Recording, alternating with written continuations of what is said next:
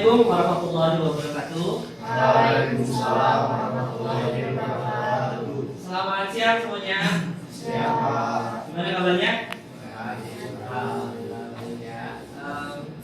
Baik, hari ini kita akan melanjutkan perkuliahan ya. Sebelum itu mari kita sama-sama memulai perkuliahan ini dengan mengucapkan basmalah.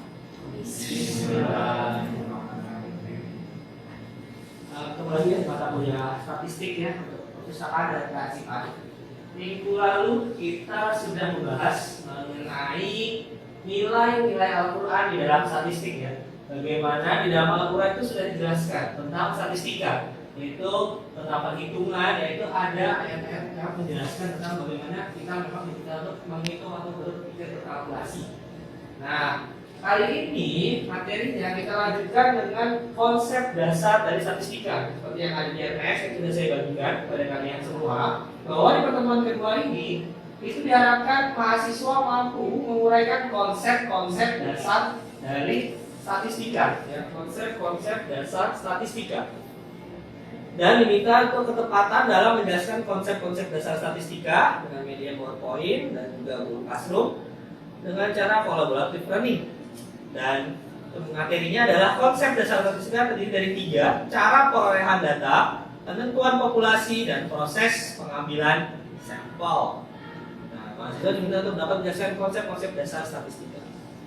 Untuk memulai perkuliahan kali ini, kita coba tonton dulu ya video pembelajaran tentang konsep dasar statistika ini ya. Assalamualaikum warahmatullahi wabarakatuh. Lagi bersama saya Rian Adi Putra dalam mata kuliah statistik. Kali ini kita akan membahas mengenai konsep dasar statistika. Baik, tujuan pembelajaran materi kali ini adalah mahasiswa mampu menguraikan konsep dasar statistika yang terdiri dari 1. Cara perolehan data, 2. Penentuan populasi, dan 3. Proses pengambilan sampel.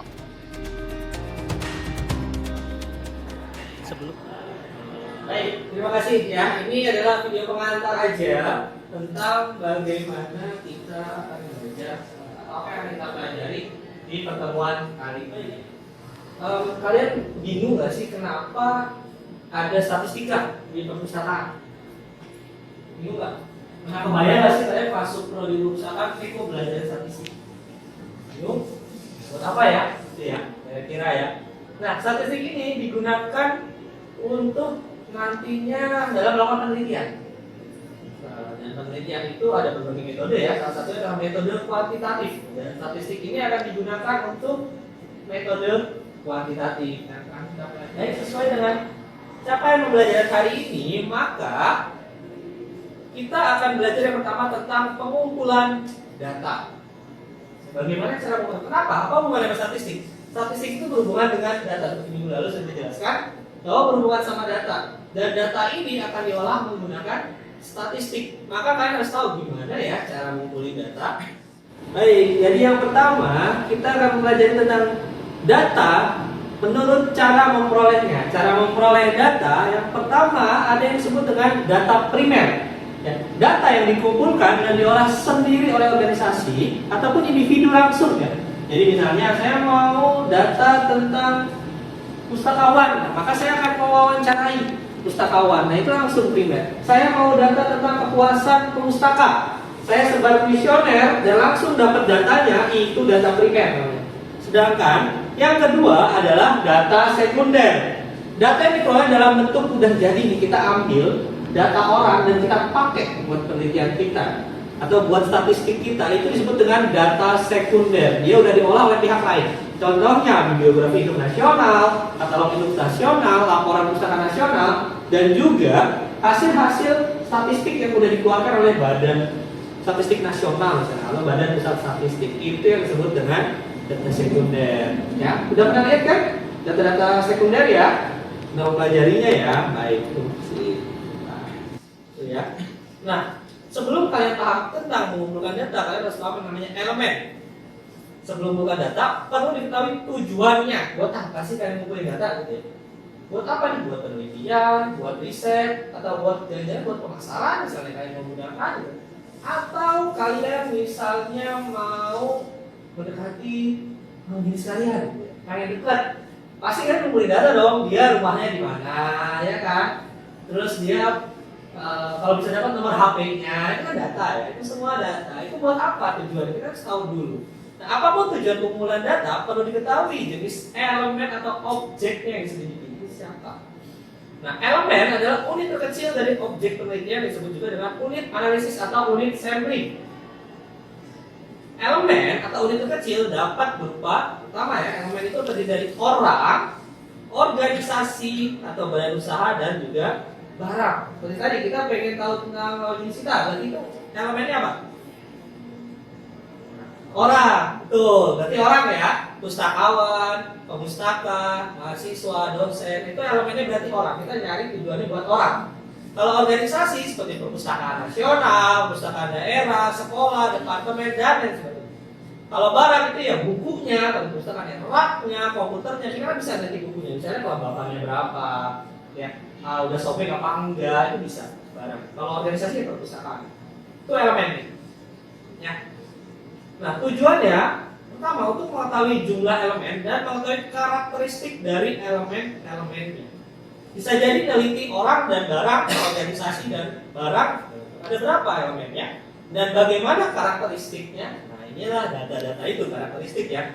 Karakteristik misalnya elemennya orang, pustakawan, karakteristiknya ada jenis kelaminnya, beda-beda ya. Ada pendidikannya, agamanya, umurnya, masa kerjanya, golongan, ini yang namanya karakteristiknya.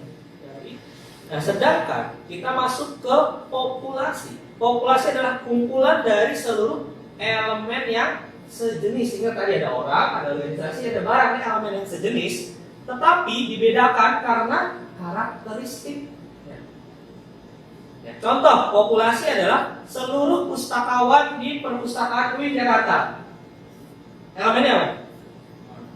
Oh, orang. Nah, tetapi karakteristiknya beda-beda ya.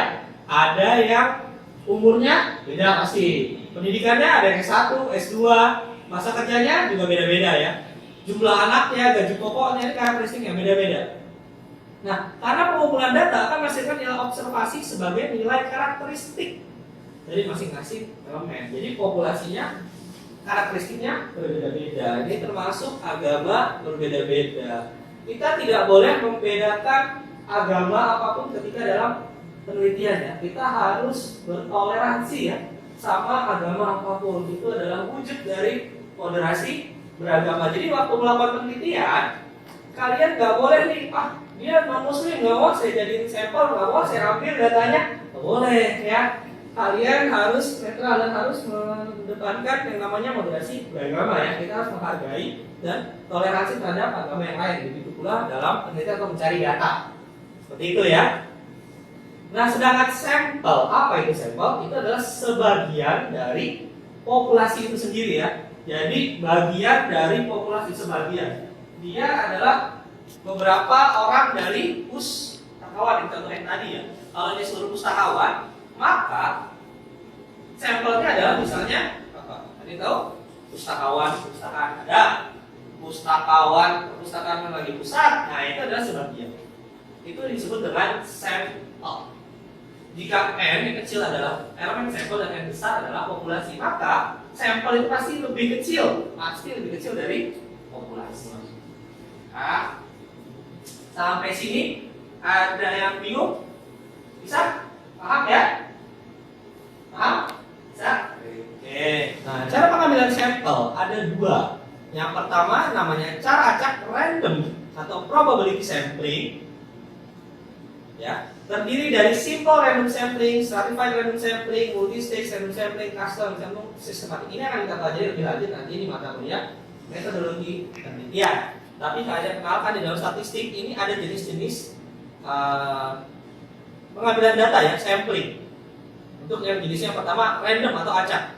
Yang kedua yang bukan acak itu disebut dengan quota sampling, accidental sampling, purposive sampling, voluntary sampling, dan snowball sampling. Di mana setiap elemen ini tidak mendapat kesempatan yang sama untuk dipilih. Kalau yang ini mendapat kesempatan yang sama. Saya contohkan seperti ini. Kelas ini misalnya terdiri dari berapa orang? Tadi 1, 2, 3, 4, 5, 6, 7, 8. Nah, yang random sampling ini kalian punya kesempatan sama untuk menjadikan sampel. Saya mau ambil 4 dari 8. kalian punya kesempatan yang sama, tapi hanya 4 yang dipilih. Kebetulan random. Artinya saya mau ambil 1, 3, 5, 7.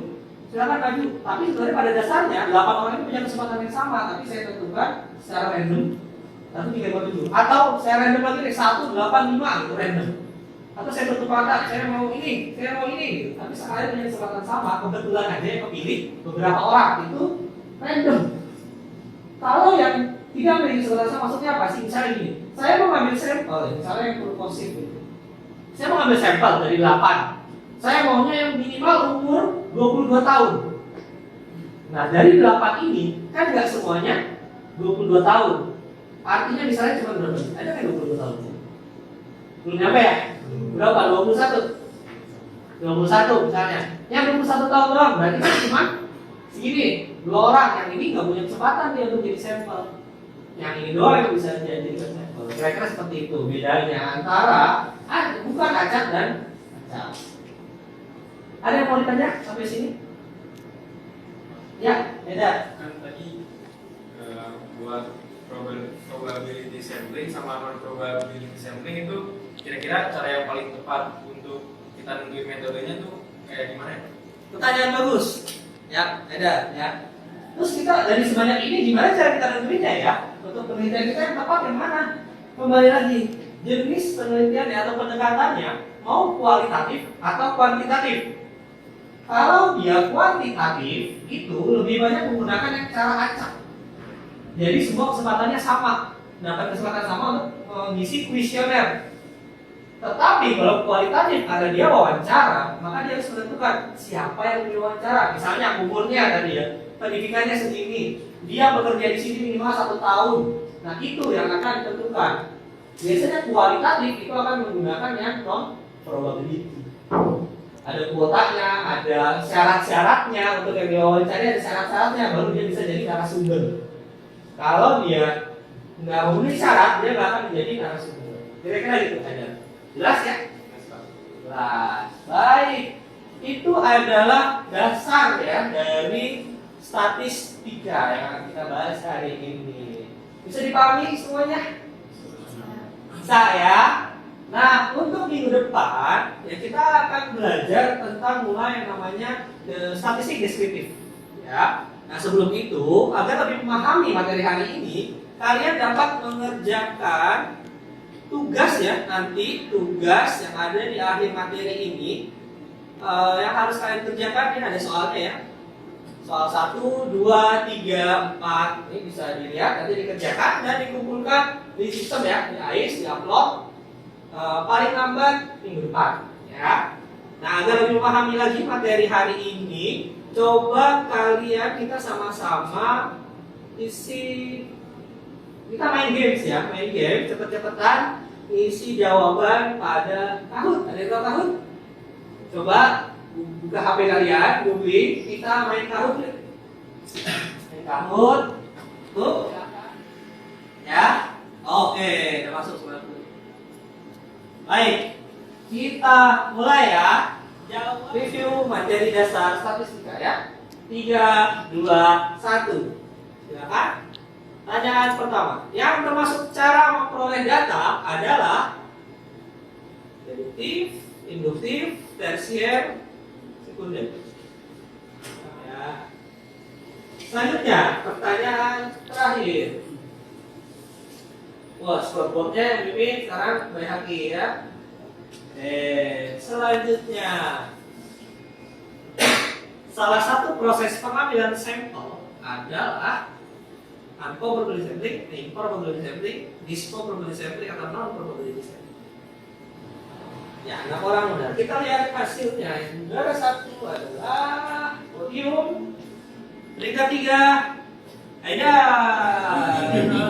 Peringkat 2 Kayla dan peringkat 1 siapa ya? Bayhaqi. Ya. Baik, itulah materi singkat ya dari saya untuk pertemuan hari ini. Sampai ketemu lagi minggu depan. Jangan lupa tugas saya dikerjain. Saya ucapkan mohon maaf ya kalau ada kesalahan dan kekurangan dalam penyampaian dan juga bersikap. Mari kita sama-sama tutup perkuliahan ini dengan mengucapkan alhamdulillah. Alhamdulillahirobbilalamin. Wabillahi taufiq wal hidayah. Wassalamualaikum warahmatullahi wabarakatuh. Waalaikumsalam warahmatullahi wabarakatuh. Terima kasih.